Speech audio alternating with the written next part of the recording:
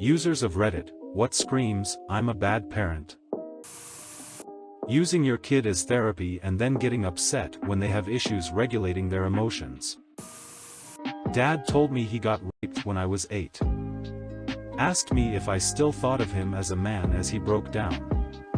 He would invite me to sit on his lap as he scrolled through rotten.com.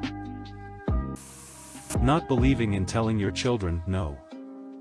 The world will and should tell them no, at times. They need to be prepared for that reality, or they will be an absolute menace to everyone around them. I never understood the never say no to your children concept. Understanding and respecting the word no is the fundamental cornerstone of bodily autonomy consent. One of the most important social concepts the child will have to learn. They need to understand both that they have the right to say no, a right they need to learn very early on, and that they have a responsibility to respect when others say no. I was molested from age 3 to 6, told my parents, but they did nothing. In my 20s, my mom had the audacity to tell me that I asked for it. As far as I'm concerned, I don't have a mother anymore. 6 to 11 for me, by my maternal grandfather. When I told my mom about it years later, she said, "It wasn't that big a deal." Yes it was, Mom.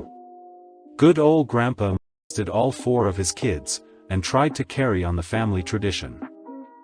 He finally stopped when I stood up to him. My mom sure didn't. I wonder if he molested her and she normalized it. Doesn't make it okay though. Your kids never visiting once they move out or go to college. Oh, it's me. You've caught me. Both of my parents got separated this year and both of them will be enjoying Christmas alone. They have truly reaped what they have sown. I'm adopted and I know both my adoptive and birth parents and their extended families. I have step-siblings and half-siblings all over the country. I speak to none of them because the adults are incredibly toxic and horrible people, and the kids they raised became mirror images of them.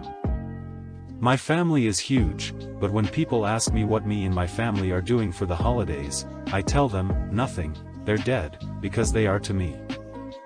I'll gladly collect triple time pay at work so that someone else can spend Christmas morning with a family that they actually love. Saying things like, "You're such a disappointment, I wish I had a daughter instead, you ruined my and your mother's life," this is stuff I heard for years. What the actual hell? That's just messed up. Punishing adult children when they don't do everything you say by silent treatment or nasty texts. Days later acting like nothing happened. Saying, "You never let go of things." My parents did this when I became a teen. No face-to-face convos, just shameful texts. The next day they would act like nothing happened. They've been alcoholics my whole life, and when I hit teenage years I got into alcohol and hard drugs. Me and my mom fought every night, and the next morning she would act like nothing happened. Trying to address it was pointless because she would fly off the handle screaming. And then Dad would send me a shitty text about how I should be ashamed of myself and that I'm breaking my mom. There's never been any conflict resolution in this house.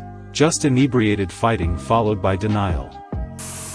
While you're here, please consider liking and subscribing for more content, thanks. The infantilization of their children. Wanting them to stay helpless babies forever because they don't want them to grow up. I'm a nanny and it seems like a growing trend. It's one thing to engage in some infantile behavior or spoil your children a little. It's another thing to bend to every whim and not make your kids uncomfortable. Example with some kids I'm currently dealing with, not potty training them. Maybe I'm just jaded, however I think a lot of people place their entire identity and purpose onto their children and need to keep those children helpless and clueless as not to lose that. All subconsciously, of course. Honestly speaking, verbal manipulation and humiliation. I had great parents but my cousins did not. My aunt has an elder daughter and a son. She used to verbally abuse her elder daughter in front of everyone. She even used to hit her in front of everyone. Mind you, this was when she was 18. 10 years later we were reminiscing our childhood. The daughter is pretty successful with a startup, but she pretty openly said in front of everyone that the trauma a child faces that young isn't healthy, and that even if she loved her mom, she wishes her mom treated her better. My aunt just shrugged dismissively, remarking this generation is too soft. Ironically, the younger son is spoiled as fuck and hit my aunt back when he was 18 in retaliation of being accused of selling cocaine in his school. Nevertheless, he was sent to Canada to study business and rarely talks with my aunt. Life is weird. I don't know why kid sold cocaine, was sent to Canada, amuses me so much, but it does. Surprisingly, it was his own decision and choice to go to Canada. LMAO, he just never wanted to see my aunt again. He kind of coerced the family, and Beck, he was so spoiled, it didn't even take much convincing. Honestly wild how different the daughter and the son were treated. Yelling at your kids. I don't mean, hey, get off the counter, or, stop, you're gonna fall. I mean screaming things like, what is wrong with you, or, do you even try? When you get mad and get loud, you are doing three things. Teaching them that people are allowed to yell at them and say awful things to them, they should accept that treatment. Lowering their self-esteem. Whatever you are saying to them, they will believe. If you say, you're so lazy, it will not motivate them to be less lazy, it will simply force the lazy trait upon them. Teaching them that they should always avoid serious conversations with you. You are not a safe person to talk to. Could you stop describing my father? I mean, he had some anger issues. He would never go violent, but would shout a lot and sometimes even destroyed stuff in a fit of anger. I learned to keep my distance, don't come with problems, and hide away anything that he might not agree with. I am in my 30s and I still feel the urge to hide stuff that he disagrees with when he comes over. Was in McDonald's the other night, a dude came in after midnight and was there for over an hour, clearly buzzed and seemingly in no hurry. I go to leave, out in the parking lot is this little girl, can't be more than 2 to 3 years old, bawling her eyes out and trying to climb out of the back seat of a car. It's less than 20 degrees outside and all the windows on the car were up. I run over expecting her parents to be in the car, stopping traffic as I go so the kid doesn't get run over, and nobody is in the car isn't running and is nasty. A McDonald's employee who was also watching all this, and I take her into the McDonald's, and no sooner than we get inside, the dude who has been just chilling for over an hour comes up and snatches the little girl and cusses her all the way back to the car she climbed out of and drives away. I am not a violent man, but I contemplated at least 3 felonies in the time it took for him to drag her back to the car. JS. TLDR, you see the worst parenting at McDonald's late night. That is actual abuse. You should call the abuse hotline. Even if it was days ago.